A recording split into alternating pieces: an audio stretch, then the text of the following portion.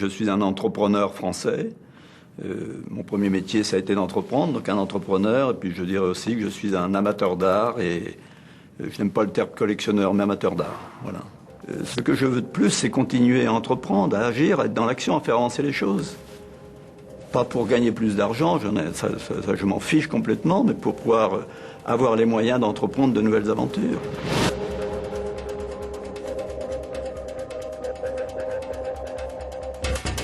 On y va. Au boulot. Allez, hop. À quelle heure commence là? On continue. Allez, hop. Ça y est, c'est bon? Ok. Et dire qu'on arrive dans 20 minutes et voir comment on organise les réunions sans perdre de temps.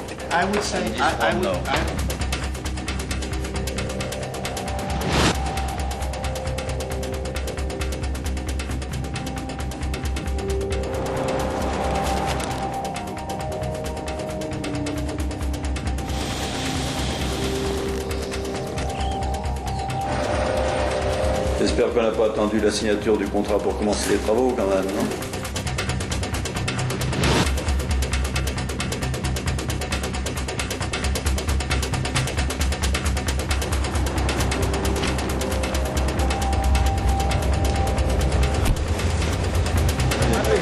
C'est vu?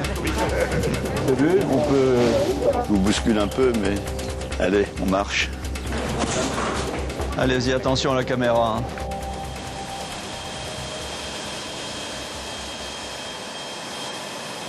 Tous les matins, je fais la revue de ce que j'ai fait la veille, des rendez-vous que j'ai eus, comment j'ai passé mon temps. Et je suis souvent effaré du temps perdu dans des rendez-vous qui apparaissent pas très importants, voire inutiles, etc.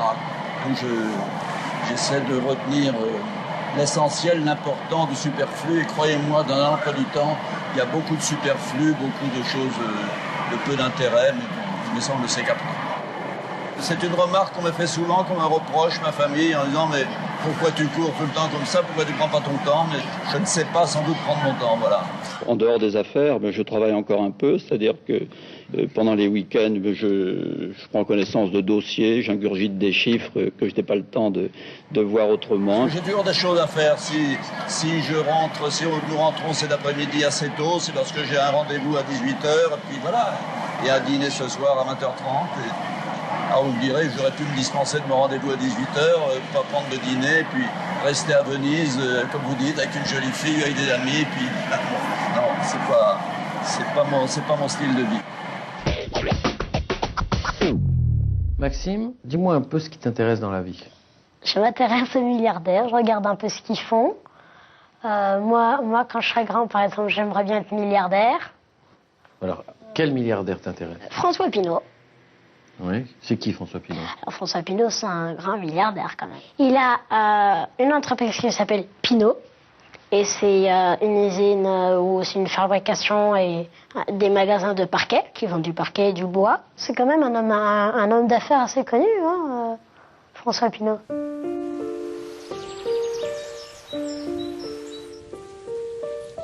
Une enfance dans un petit village breton de 300 ou 400 habitants, donc un tout petit village. C'était une ferme dans laquelle j'ai été élevé, j'ai grandi. Ça ressemblait à la vie de paysan.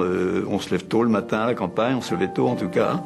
Il fallait s'occuper des bestiaux, des vaches, voilà, j'ai des souvenirs, me lever très tôt, aller avec un ouvrier agricole qui était à la ferme, couper du trèfle le matin pour donner à manger, enfin, des anecdotes comme ça, des souvenirs. Et puis l'école communale de monsieur et madame Cadiou, qui était un couple extraordinaire. C'est eux qui m'ont appris à parler français, parce qu'à la maison on parlait surtout le gallo, qui est un patois de cette région.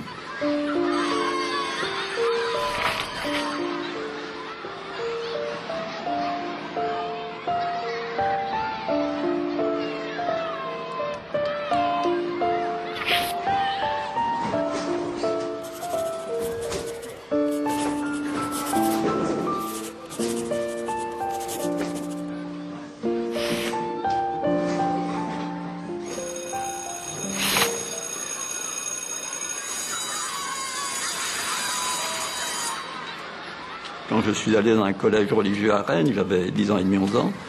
Je venais de la campagne, mal dégrossi sans doute, moins bien habillé probablement que que mes petits copains qui venaient de milieux plus installés. Et puis, bien sûr, il y a les railleries, les moqueries de jeunes de cet âge-là. Vous savez, on ne se fait pas de cadeaux quand on est jeune. Et puis voilà, on se moquait de moi ou de ma mère qui venait me voir au parloir ou tous les jeudis, non pas tous les jeudis, un jeudi par mois pour l'amener son petit casse-croûte. On allait dans le bas de la ville, là, sur la place de la mairie à Rennes. Il y avait un café, je me souviens, c'était le café Poncel, où c'était marqué « Ici, on peut apporter son manger ». Donc on s'installait là, on prenait un jus de fruits, et puis voilà. Mais les autres allaient au restaurant, sans doute. Mais ça, c'est pas...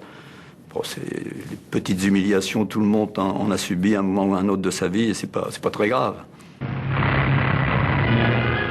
Ce douloureux spectacle des fermes incendiées, des troupeaux égorgés, des cadavres qui unissent dans la mort les populations européennes et musulmanes, victimes des attentats de hors-la-loi, posent en lettres de deuil le problème algérien.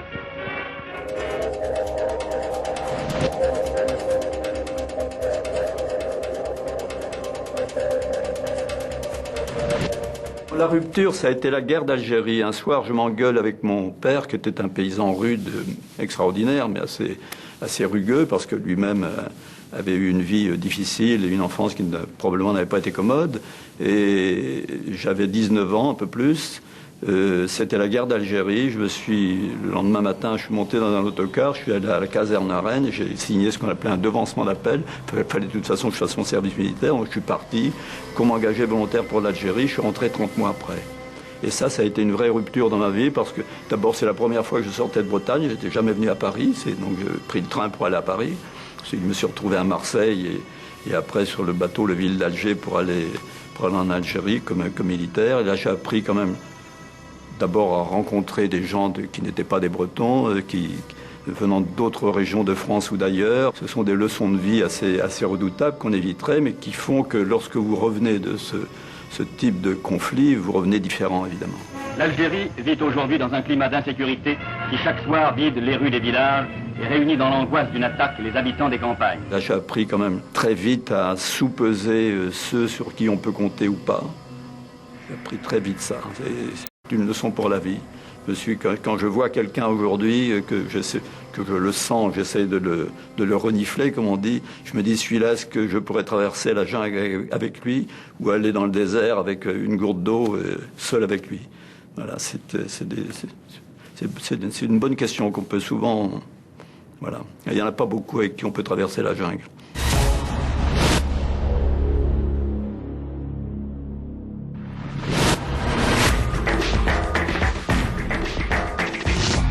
En 1963, j'ai créé à Rennes ma première entreprise. Je l'ai créée avec peu de moyens, puisqu'il s'agissait d'un prêt relativement modeste, et je n'avais pas d'argent ou pas beaucoup d'argent. Mais dès le départ, j'ai eu le souci de m'entourer d'une petite équipe. Elle n'était que de 10 il y a 25 ans, mais une petite équipe qui, dès le départ, était une bonne équipe, une équipe performante. On peut faire un métier, le métier qu'ont fait les autres. Quand j'ai démarré il y a 25 ans, ce métier existait, mais je ne l'ai surtout pas fait comme les autres. Je me suis démarqué en ayant analysé leur système, en essayant de faire mieux et d'une façon plus efficace.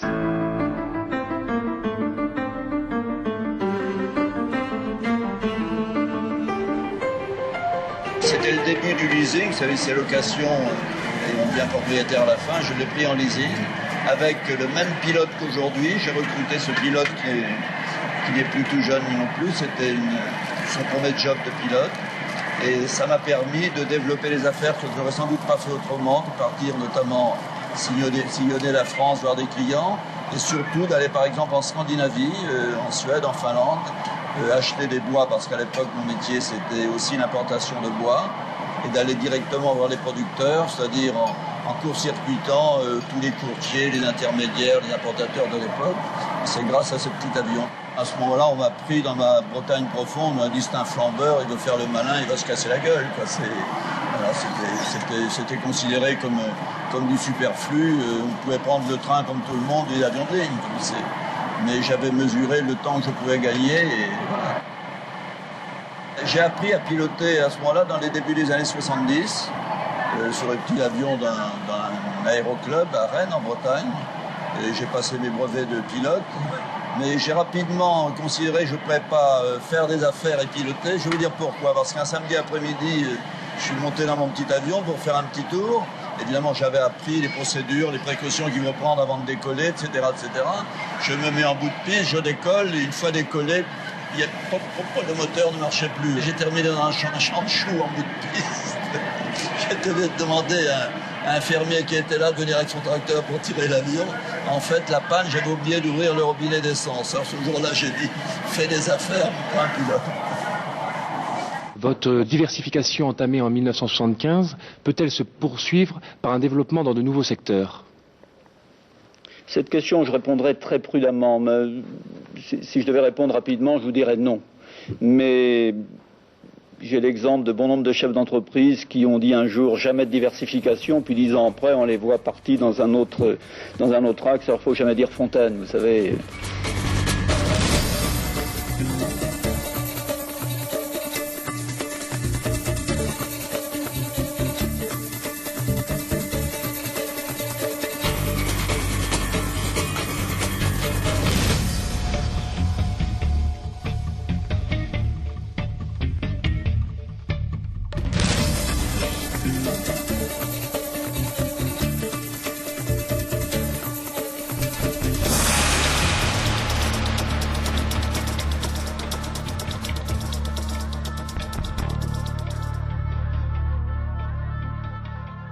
Number one, number two, I would say Le plus difficile, ce sont les années de départ. Quand vous n'avez rien, vous n'existez pas. Les fournisseurs vous font pas ou peu confiance, les clients ne vous attendent pas, et les banquiers vous disent bien gentil, le petit jeune, mais on verra plus tard. C'est ça le plus difficile.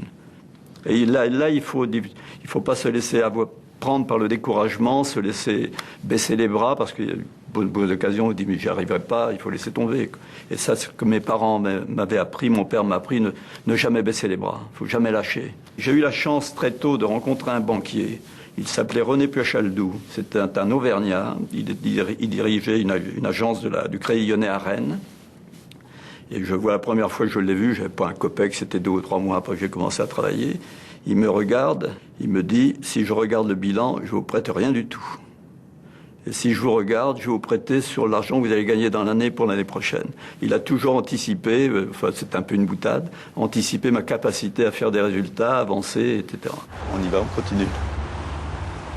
Je pense pas que ce soit lié au bon sens, mais le bon sens, comme la ténacité, ça s'apprend pas à l'école. Donc les atouts que j'ai, ce sont des choses qu'on n'apprend pas à l'école. Donc il n'y a pas de cours de bon sens dans les écoles de commerce, je crois pas. Il devrait peut-être, mais je ne pense pas que ça s'acquiert par les études.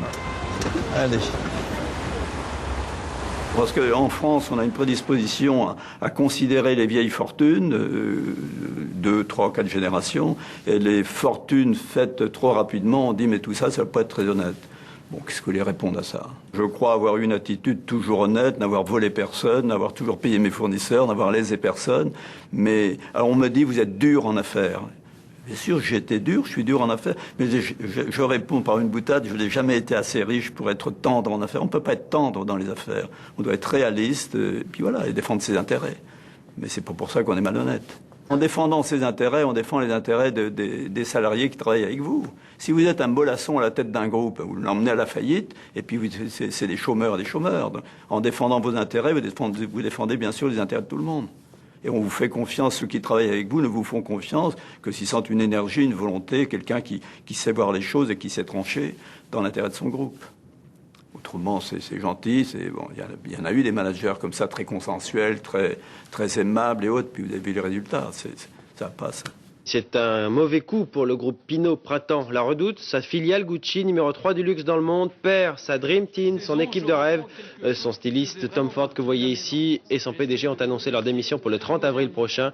Annonce sanctionnée à la bourse hier par un recul du titre de près de 5%. Tom Ford et Domenico De Sole avaient cru que Gucci leur appartenait. Il se trouve que l'actionnaire, c'était moi.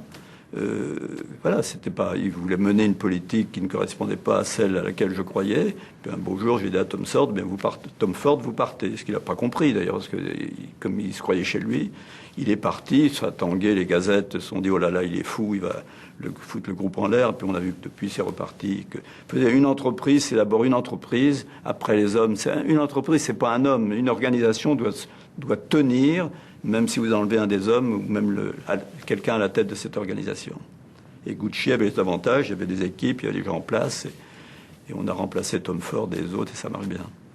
La philosophie, c'est une large délégation. C'est faire confiance aux hommes, faire confiance aux dirigeants, les recruter le mieux possible, savoir les jauger, mais leur faire confiance. Autrement, on ne peut pas tout faire. Vous savez, si j'avais pas à Château-Latour un dirigeant à la hauteur, ou à Christie's un dirigeant à la hauteur, et à la Redoute ou à la Fnac des dirigeants à la hauteur, on ne peut pas tout faire soi-même.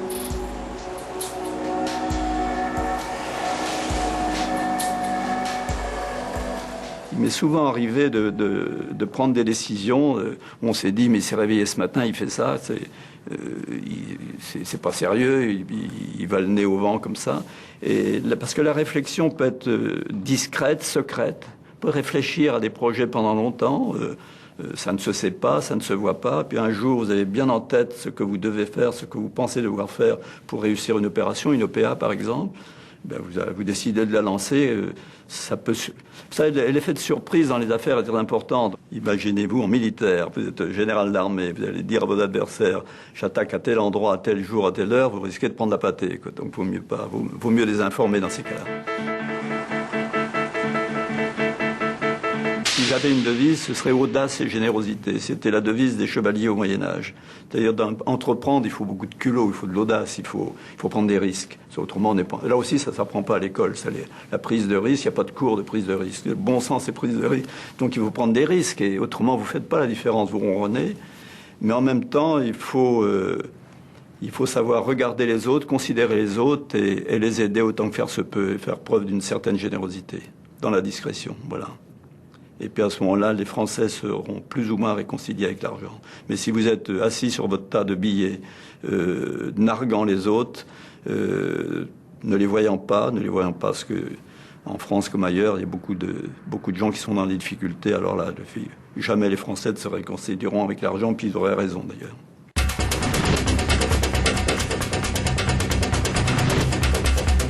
Est-ce que vous êtes un fidèle de Jacques Chirac? Est-ce que vous lui devez votre réussite? Je connais bien Jacques Chirac depuis de nombreuses années. Il se trouve que nous avons une usine à Meymac. Vous en connaissez le conseiller général, c'est Jacques Chirac. Je le connais depuis une quarantaine d'années, de rapports, de contacts. J'aime beaucoup l'homme, son caractère, ce qu'il a fait. Et puis voilà, c'est comme les amitiés qui se construisent au fil des années. Pour moi, la politique, c'est très important. Moi, je suis pas un homme politique. Je ne vais pas me mêler de choses que je ne maîtrise pas parfaitement. Mais l'art de faire de la politique, c'est aussi l'art du possible. On voit bien que la marge de manœuvre des politiques n'est pas si immense que ça. Et c'est un fait que quand François Mitterrand est arrivé à la tête du pays en 1981, tout le patronat paniquait complètement. On voyait déjà les chars russes sur les Champs-Élysées. C'était la panique totale. Et moi, je me suis dit, mais c'est Lao Tse dans l'art de la guerre, apprendre ça, parce que je lis quand même un peu de temps en temps pour ne pas être complètement inculte. Lao Tse le dit, quand l'ennemi panique, l'ennemi, donc les concurrents paniquent, essayez de mettez ça à profit pour avancer vos pions. C'est ce que j'ai fait, en rachetant les entreprises dont personne ne voulait, etc. Mais c'était pas autre chose.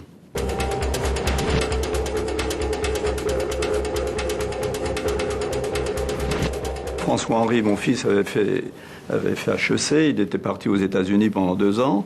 Je suis allé le voir un jour aux États-Unis, il avait envie de rester là-bas parce que l'Amérique l'avait séduit.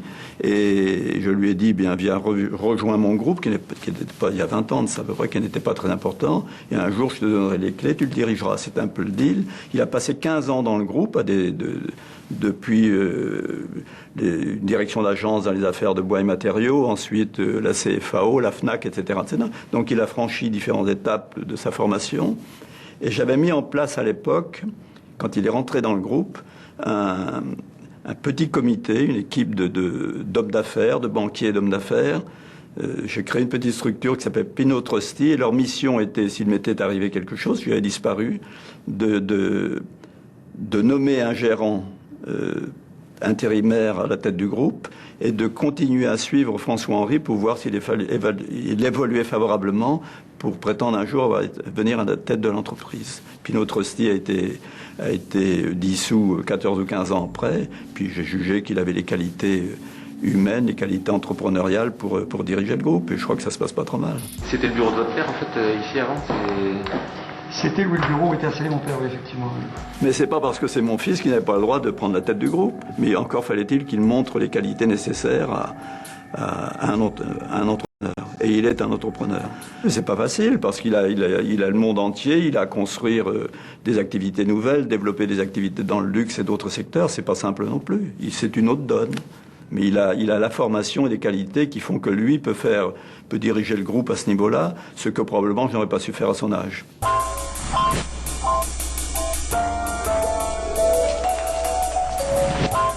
Un jeune qui rêve, je lui dirais d'abord de faire de bonnes études s'il le peut, parce que c'est plutôt un handicap de ne pas en avoir fait qu'un avantage.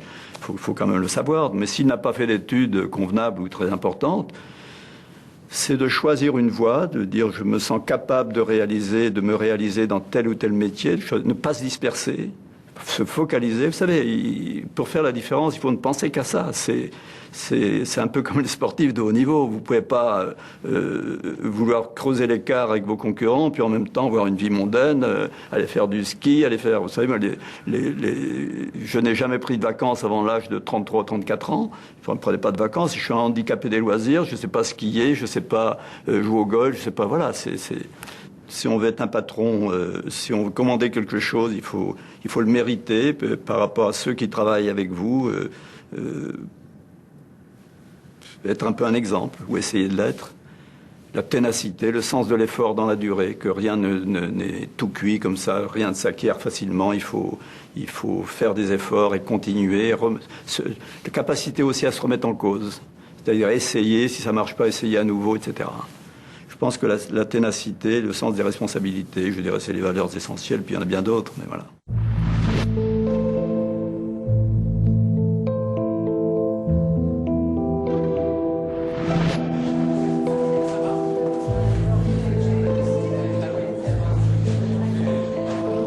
La part de ma femme considérable parce qu'elle m'a accompagné pendant toutes ces années. Elle s'est occupée de tout ce que je ne savais pas faire, je ne pouvais pas faire en dehors de mes entreprises, de l'organisation de la famille, des maisons, etc., etc., l'aspect social des relations. Elle m'a toujours supporté dans le bon sens du terme pour mes affaires, parce qu'il y a eu des hauts et des bas. Il a toujours été présente pour me dire t'en fais pas, ça va repartir, etc. Et donc, un apport considérable, bien sûr.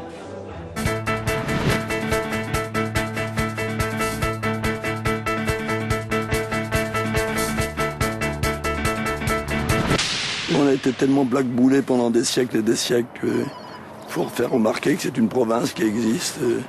Avec son caractère, avec ses atouts, c'est une région de France qui a été assez largement négligée, comme vous le savez, qui a servi à fournir la chair à canon. Napoléon, 1870, 1914, n'en parlons pas.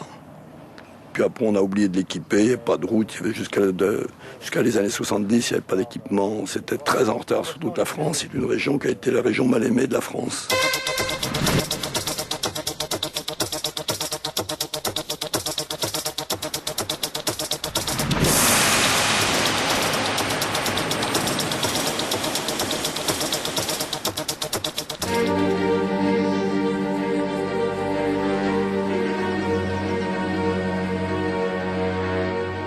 Le drapeau de Saint-Malo, c'est pas beau ça. Je l'aime bien ma Bretagne, vous savez, donc pas la cacher, on dit.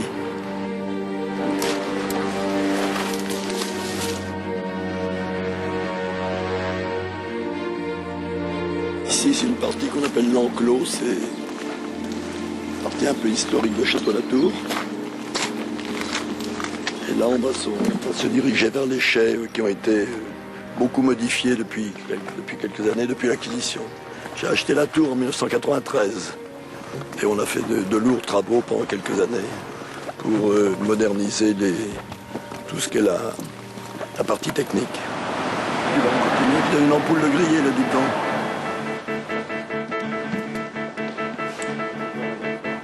C'est un groupe anglais qui avait connu quelques difficultés à cette époque-là, qui souhaitait se défaire de Château-Latour, dont je précise que personne n'en voulait. Ça a été en vente, je crois, pendant 15 ou 16 mois. Ça n'intéressait personne à l'époque. Avec les temps changent. L'amour du bon vin ne justifie pas l'achat d'une propriété. J'aime bien les bons restaurants, je les achète pas, oui. Donc faut pas non plus mélanger les... Voilà. Je pensais que c'était une opportunité rare dans une vie, parce que ces domaines ne changent pas de main très fréquemment. Pour ça, je l'ai acquis en à peine une semaine, d'ailleurs. Je crois qu'entre le moment où je l'ai appris et le moment où je l'ai acheté, il a dû se passer 3 jours. C'est 350, 400 000 bouteilles par an, dont 150 à 200 000 bouteilles de grands vins. Le Château Latour, il y a les grands vins, il y a le Château Latour. Ensuite, il y a le deuxième vin, qui sont les Forts de Latour. Il y en a encore un troisième, qui sont les Pauillac de Latour. En grand vin, c'est-à-dire la qualité de première, 150 000 bouteilles en moyenne. Comment on organise ça? En fait, cette tour est du 17e. Elle a été reconstruite à l'endroit où il y avait, paraît-il, une tour où les Bretons ont protégé la région des attaques des Anglais. Voilà, donc c'est le retour des Bretons, si vous voulez. Il était surpris de ne pas voir le drapeau breton.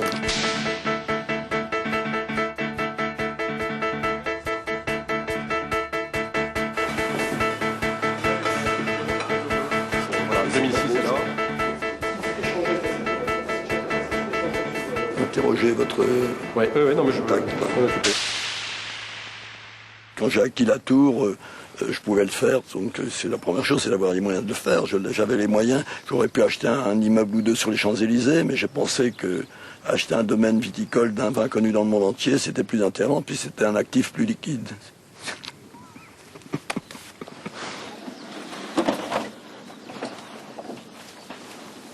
Mais les vins, c'est comme les femmes, vous savez, c'est ce qu'on dit, j'ai lu ça dans les livres, mais... Mais la tour est un vin un peu complexe, donc il faut se donner la peine d'aimer le vin, de le goûter, de le regoûter, mais c'est un vin extraordinaire, certainement dans le monde un des vins les plus appréciés, pour ne pas dire le plus. Mais c'est un vin de moine cistercien ou d'intellectuel.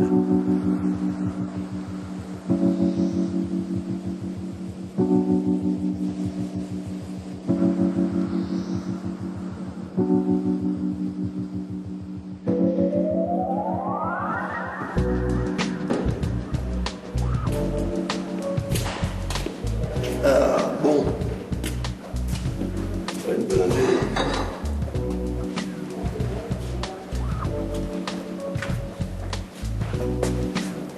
« 1945, année des victoires.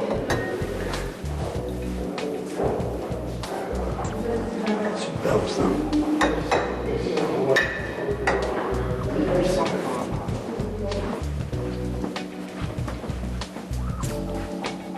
La date de naissance, mais n'en parlons pas.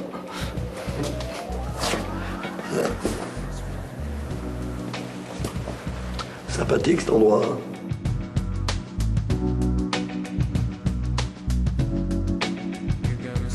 Vous savez, la tour existera encore dans quelques siècles, en tout cas je l'espère. Et ma responsabilité, je suis un dépositaire de ce patrimoine qui va bien au-delà de ma personne, évidemment.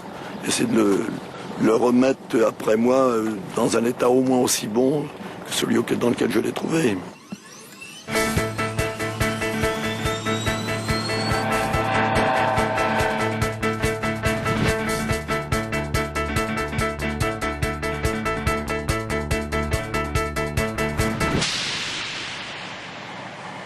Je pourrais avoir un yacht plus long que celui des copains, parce que maintenant le jeu c'est avoir un bateau plus grand que celui des autres.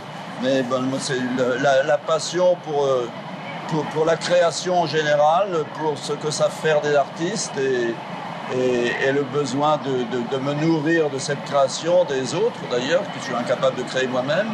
Et voilà, puis une chose en amène une autre. Et ça a été dans ma vie un extraordinaire contrepoids à la vie des affaires et un besoin de me nourrir par ce contact avec les artistes ou avec l'art en général.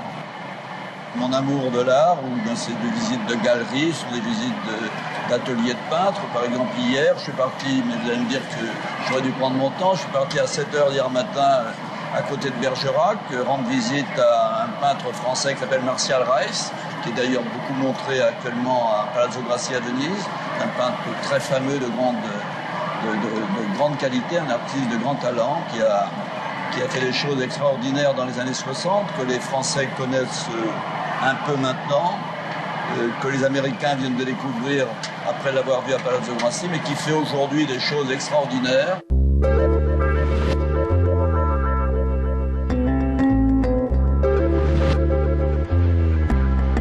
Bretonne dans une cour de ferme.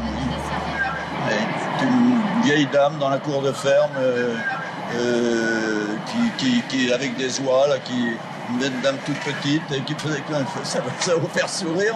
Quand j'ai vu ça, ça m'a fait penser à ma grand-mère. J'ai dit tiens, c'est beau. Et un ami peintre m'avait appris ce qu'était l'école de Pont-Aven, les aplats, l'inspiration japonisante, et j'ai trouvé ce tableau assez beau, mais je connaissais rien dans la peinture, c'était un peu d'instinct comme ça, sans bien comprendre des choses, et c'est parce que ça ressemblait à ma grand-mère que j'ai acheté ce premier tableau. Je suis tombé un peu en arrêt devant ce tableau. Mondrian, c'est la rigueur, c'était d'abord une avancée extraordinaire dans l'histoire de la peinture, une grande rigueur, une grande méthode, une harmonie de couleurs d'une grande efficacité très belle. Je suis tombé un peu captivé par ce tableau et je l'ai acquis. C'était un moment de folie parce que c'était excessivement cher. Mais la passion vous pousse à la déraison, c'est bien connu, mais la passion dans l'art est indispensable et il y a toujours une déraison, une mesure. On dépasse la mesure si on est vraiment amoureux de la chose, de l'objet qu'on achète.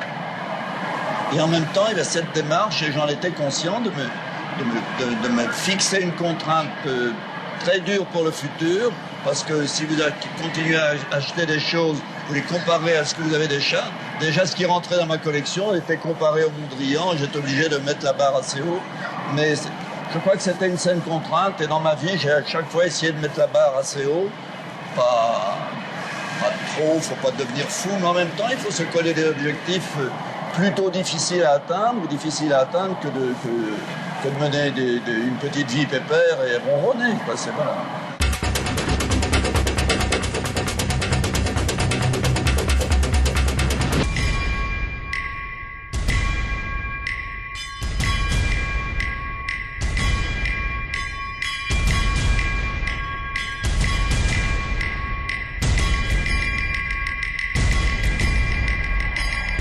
J'ai une particularité, il faudra demander à des psychanalystes ce que ça veut dire, une faculté extraordinaire à oublier le passé. Et le passé, je ne vais pas dire qu'il ne m'intéresse pas, il m'intéresse peu. L'histoire de mon enfance, de mon parcours, il y a eu Boulogne, j'ai essayé, ça n'a pas marché. Pour moi, c'est complètement occulté maintenant. Je suis dans le futur, dans ce que je suis en train de réaliser et ce que j'ai à faire plus tard. Mais Boulogne est terminé. Alors, évidemment, ce sera un regret parce que ça a été un énorme gâchis. J'y ai perdu 5 ans, j'ai fait travailler un des plus grands architectes du monde, mobiliser des équipes compétentes et nombreuses. C'est dommage, mais enfin, c'est la vie. Vous voyez la leçon à tirer que on peut se prendre pour quelqu'un d'important, quelqu'un qui a des contacts, quelqu'un qui a des relations, et c'est pas pour autant que vous pouvez tout faire. La preuve, je n'ai pas réussi à le faire. Bien sûr, j'avais des contacts avec le ministre de la Culture, avec le maire de Boulogne, avec les premiers ministres de l'époque, avec le président de la République. Bien fait. Il y a en France une administration qui est probablement extrêmement puissante. Et puis pour tout vous dire, je crois que le domaine de la culture est depuis des siècles, depuis longtemps, depuis les rois de France, un monopole c'était les rois, ensuite c'est devenu un monopole d'État. Et pour vous dire le fond de ma pensée, je crois bien que l'administration française, enfin celle des domaines culturels, n'a pas tellement envie que des intérêts privés viennent marcher sur ces plates-bandes. C'est ça le fond de l'affaire. Et elle a bien tort.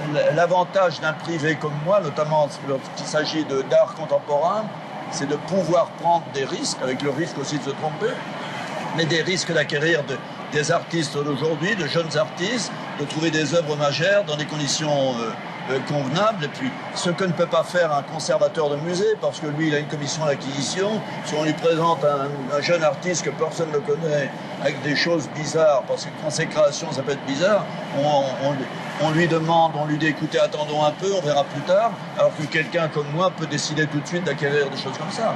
Donc c'est un complément qui m'apparaissait intéressant, voire nécessaire, mais bon. Regardez aujourd'hui l'île Seguin, il y a encore un terrain vague, et dans quelques années, je crains bien que ce soit encore la même chose. Donc, voilà. Mais je ne fais le procès de personne, c'est une histoire passée, n'en parlons plus. S'il vous plaît.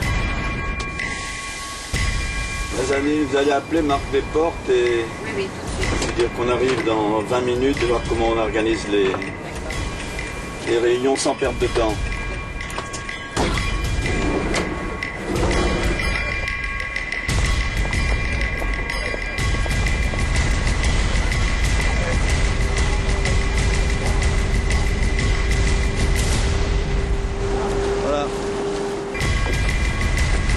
Boulot. Allez, hop.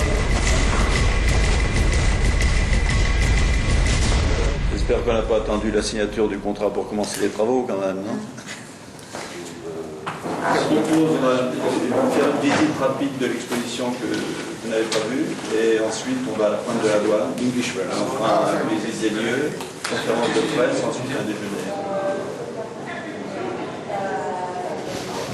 Pardon? Vous en avez racheté par la suite? J'en ai acheté un hier parce que je suis allé le voir hier à côté de Bergerac. C'est un acte de mécénat, mais il faut que ça marche. C'est-à-dire il faut que c'est une attraction, qu'il y ait un public, qu'il y ait des visiteurs. Pas tellement pour la recherche d'un équilibre financier, pourquoi pas l'atteindre, c'est pas interdit, mais surtout pour démontrer que c'est utile à quelque chose. Donner de l'intérêt au plus grand nombre, à venir visiter, puis revenir ensuite, etc. Faire découvrir au plus grand nombre un art qu'ils ne connaissent pas toujours, qui est l'art contemporain. Et ici à Venise, où on trouve tous les plus grands artistes de tous les temps, les Tintoret, les Véronèse, etc., pourquoi pas les artistes d'aujourd'hui? Croyez-moi que les artistes d'aujourd'hui sont très flattés d'être à Venise auprès de leurs grands ancêtres. C'est quand même pas mal. Hein? On continue. Allez. Hop. Vous savez, les artistes qui ont été exposés ici, qui sont venus ici, considèrent que c'est leur musée. Peut-être par la taille, peut-être parce que c'est Venise, peut-être parce que c'est privé, peut-être parce que c'est réactif. Ils ont envie de revenir. Et puis, je suis convaincu, si on leur dit, venez passer quelques jours pour expliquer à des étudiants ce que vous avez fait, ce que vous faites, ils seront ravis.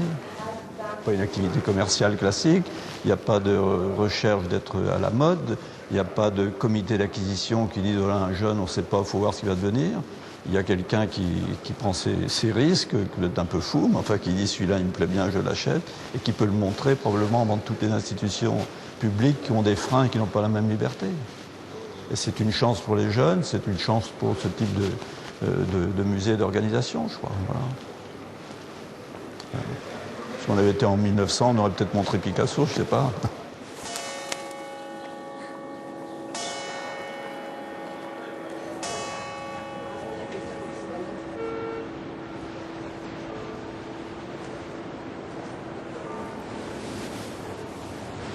Et voilà. Here we are. Allez. L'espace de Palazzo Grassi est relativement restreint, parce qu'il y a 4000 m² environ. Et c'est un agrandissement qui va être très utile parce que ça nous donne évidemment des mètres carrés en plus, mais surtout une hauteur. Et l'art contemporain, une des particularités, souvent les pièces sont grandes, les tableaux aussi bien que les sculptures, donc ça nous donnera des espaces, des volumes plus importants. Et puis c'est un endroit mythique à l'entrée de Venise, connu du monde entier, c'est pas trop mal d'être là quand même. Ok, allez, c'est vu? Il sera ouvert pour le 2009 puisque ce sera la première exposition à lieu pour la Biennale d'art contemporain de 2009. Donc il sera ouvert en mars-avril 2009, un peu avant la Biennale. Le temps d'accrocher les tableaux, de poser les sculptures.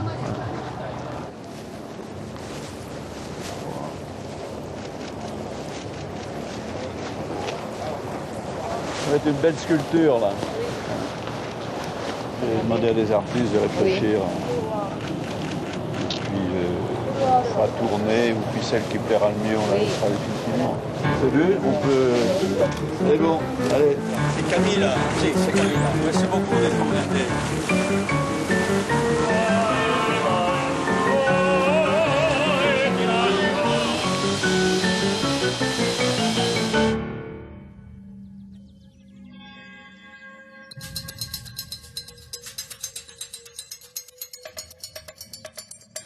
Si vous achetez une œuvre d'art en disant qu'est-ce qu'elle vaudra dans 50 ans, vaut mieux pas s'occuper, vaut mieux faire autre chose de son argent. C'est toujours une mauvaise question. L'art n'est pas un investissement. Faut pas raisonner en j'investis dans l'art, c'est une erreur monumentale. Ah oui, non, ça, faut. D'ailleurs, l'art vu comme un investissement, je pense que l'art se venge et qu'un jour ou l'autre, il faut acheter avec ses yeux, avec son émotion, avec sa sensibilité. Alors là, c'est une sculpture de Richard Serra que j'ai fait venir de Californie. Elle était exposée au musée de Los Angeles. Et j'avais dit à Richard Serra que je voudrais la mettre dans une chapelle romane, une ancienne chapelle. Il me dit quelle bonne idée. Alors j'ai acquis les murs de cette chapelle dans un village de Normandie et j'ai remonté cette chapelle ici pour montrer un peu le côté spirituel, de recherche de spiritualité de ce travail, qui est un travail très minimal. Ce sont des blocs d'acier qui pèsent plusieurs dizaines de tonnes. Mais voilà, côté intemporel de ces choses-là. Allez, on continue. Alors là, vous allez voir une autre, dans la forêt, une sculpture de Richard Serra qui est assez impressionnante. Et Richard Serra traite magnifiquement, au fond, la vie, quoi, la solidité, la robustesse et en même temps la fragilité.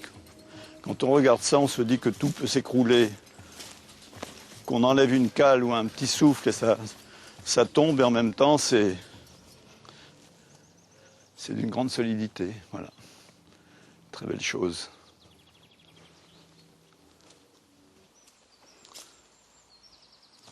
Alors, ce qu'on va voir maintenant, c'est donc une œuvre de Serra. En fait, un jour, je l'ai amené ici. Je lui ai dit, j'ai envie de te commander quelque chose, une sculpture, mais il faut que tu viennes voir. Donc il est venu, on déjeune ensemble, et il me demande, qu'est-ce que tu veux que je fasse? J'ai dit, je te pose la question, tu fais ce que tu veux. Ah bon? Alors je pensais qu'il allait faire une sculpture autour de la maison, et en fait, il a accaparé cet endroit, et fait une espèce, ce sont mes aliments de Carnac, moi qui suis breton, vous allez voir, on peut imaginer que c'est là pour l'éternité. Il y a en dessous des blocs de béton d'1 mètre de large sur toute la longueur et qui descendent à 3,50 m de profondeur, des blocs, parce que ça c'est des tonnes et des tonnes. Et je me dis qu'après moi, le futur propriétaire, s'il y en a un jour, il héritera de ça parce que c'est indéménageable. Et en plus, le contrat avec l'artiste, c'est fait pour ici, c'est pas fait pour être vendu et aller ailleurs. Il ne faut pas toujours calculer en disant j'achète pour revendre, vous voyez. Sans ça, il n'aurait pas fait ça. Allez, on continue. Vous savez, montrer l'art ou l'expliquer, je ne veux pas rentrer dans ce parcours et faire le mariole en donnant. C'est à chacun de regarder, d'essayer de comprendre par soi-même, qu'on ne peut pas infliger aux gens d'aimer ce que vous aimez, quoi. Voilà. Je pense qu'il faudrait que dans nos écoles, on enseigne l'histoire de l'art et un peu. En France, il n'y a pas malheureusement de cours de ce type pour des raisons budgétaires, j'imagine. Alors qu'en Italie et dans beaucoup de pays, et en Espagne, on enseigne l'histoire de l'art. Et l'art, les grandes ruptures, etc., depuis de l'Antiquité à nos jours. Comme je vous l'ai déjà dit, je crois que je n'ai pas voulu m'enfermer pour ma collection dans ma préférence, qui va plus vers l'art minimal, en peinture aussi bien qu'en sculpture, c'est-à-dire sculpture Serra. J'ai voulu ouvrir et m'intéresser à d'autres. Et ce que vous allez voir, c'est un peu éclectique, mais voilà aussi une belle sculpture. Regardez comme la nature fait bien les choses. Un vieux châtaignier qui doit avoir 3 siècles, je pense. Alors là, vous allez voir une sculpture d'un Autrichien, un artiste autrichien qui s'appelle Franz West. C'est un travail qu'il a fait il y a quelques années. En fait, je voulais la mettre sur les étangs, la poser, puis il y a eu une discussion familiale, on m'a dit qu'il ne faut quand même pas exagérer, quoi. Il paraît que ça n'allait pas, que ça ne plaisait pas aux canards, je pense. Donc je l'ai mise là, ça marche partout, hein, mais c'est très beau. Allez, on y va, on continue. Là, vous allez voir une sculpture de Picasso de 1962, qui fait 5-6 mètres de haut. Vous voyez, c'est une baigneuse assise. Elle était à Chicago. Et c'est la seule en France. Mais imaginez, quand il a fait ça, on dit qu'il ne faut quand même pas se foutre du monde, c'est du béton avec des cailloux. Voilà. C'est pas vieux, elle est de 1962, donc il y a 45, 46 ans. Chilida était un ami, j'ai commandé un jour une sculpture. 5 ans après, il m'a amené cette pièce-là. Ouais, c'est une très grande sculpture et une espèce de chapelle comme ça, chapelle en ruine, traitée par un artiste. Mais là, j'aime bien venir ici, méditer, puis réfléchir, tourner autour de cette sculpture. Et là aussi, ça doit élever un peu, quoi. Là, j'essaye. Allez, on va aller voir des trucs plus marrants. Un nounours. Un nounours, c'est une lampe, vous voyez pas? Chez les petits-enfants, ça les amuse beaucoup. Il appelle Teddy. C'est un artiste d'origine suisse, mais qui travaille à New York, qui s'appelle Urs Fischer, qui est un artiste de 35 ans, qui a un énorme potentiel et qui fait ça, qui peint. C'est un artiste auquel je crois beaucoup. Garder une âme d'enfant, c'est important, non? Donc l'aspect dur et d'homme d'affaires intraitable, c'est peut-être finalement le vernis, allez savoir.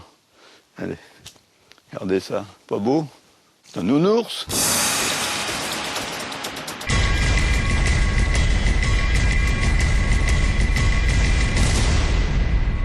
Alors, des œuvres de qualité qui vous émeuvent moins que d'autres, mais ça a expliqué pourquoi, c'est comme la foi, ça, je crois que voilà, il y a une espèce de mystère.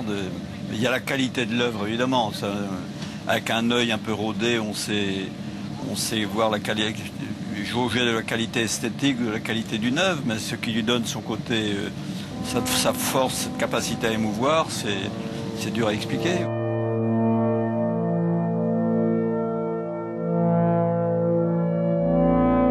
C'est le piège permanent notamment dans l'art d'aujourd'hui, où des artistes cherchent à provoquer et ne cherchent qu'à provoquer, ce qui n'est pas le rôle de l'art. L'art doit provoquer, interpeller, mais derrière tout ça, doit y avoir une véritable création, une qualité d'œuvre. La première réaction, c'est de rejeter et puis de dire tout ça, c'est de la connerie, c'est pas bien. C'est la réaction justement bourgeoise, conservatrice de tout ce qui est innovation, de considérer que c'est pas bien. C'est beaucoup plus confortable de rester accroché à ce qu'on aime, aux valeurs reconnues, au style des siècles précédents en architecture, au style des siècles précédents en décoration, en meubles, etc., au style du XVIIe, XVIe, XVe en peinture, voire en impressionnisme parce qu'on a commencé à l'assimiler, que de vouloir se projeter dans le futur en essayant de comprendre ce que font les artistes d'aujourd'hui. C'est l'inconfort par définition, mais c'est aussi un moyen de comprendre mieux, sans doute, le monde d'aujourd'hui, le monde dans lequel nous vivons, le monde dans lequel nous risquons d'aller. Et en tout cas, c'est l'anticonformisme. Il ne faut pas s'enfermer dans le conformisme. C'est toujours une réaction dangereuse parce que vous êtes convaincu que ce à quoi vous croyez, il n'y a que ça. Ce que vous aimez, il n'y a que ça. Mais il y a aussi des gens qui ont d'autres goûts pour d'autres civilisations, pour d'autres... Voilà, l'art contemporain, c'est une recherche d'ouverture et de compréhension d'autre chose que vos propres compréhensions et convictions. C'est en ça que c'est utile, je crois.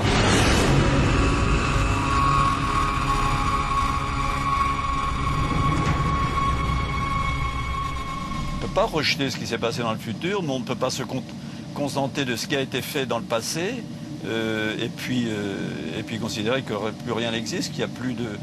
que la capacité créative de l'homme a disparu, ce serait dramatique. Non?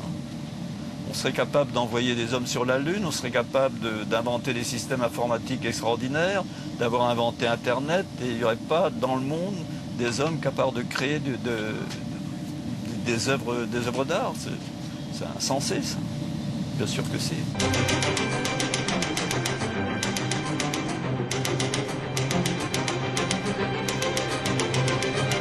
Voilà, c'est bon. Je ne pense pas être le seul qui partit de pas grand-chose et puis faire un parcours. Chacun fait le parcours qu'il peut.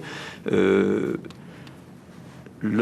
fait que mes origines modestes, je n'ai jamais été animé par l'esprit de revanche. Je ne sais pas ce que ça veut dire et ce qui m'a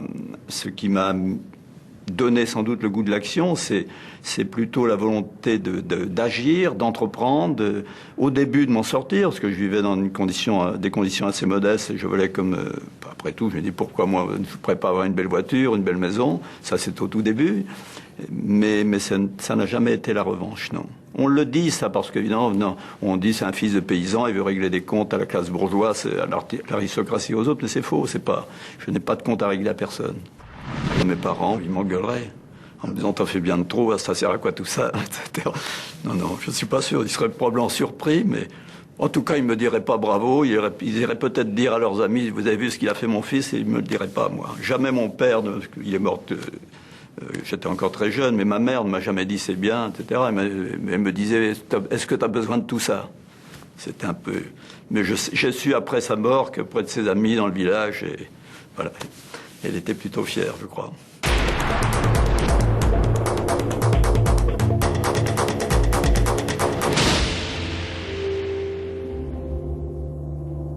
Je suis partagé entre une espèce d'énergie qui me fait penser que les choses vont durer, qu'il faut les faire, que comme si j'avais 20 ans, je continue à entreprendre, à faire des choses, et en même temps cette fragilité de l'existence, qui tout peut s'arrêter du jour au lendemain, et tous les jours, je pense ou à mes parents ou à la mort, et alors ça peut s'arrêter dans la seconde qui vient ou dans la journée, puis donc fais les choses correctement pour qu'on ne dise pas le salopard, il a fait une turpitude et il n'est plus là pour la corriger, et en même temps cette volonté d'entreprendre que j'aurai jusqu'au dernier jour, j'imagine.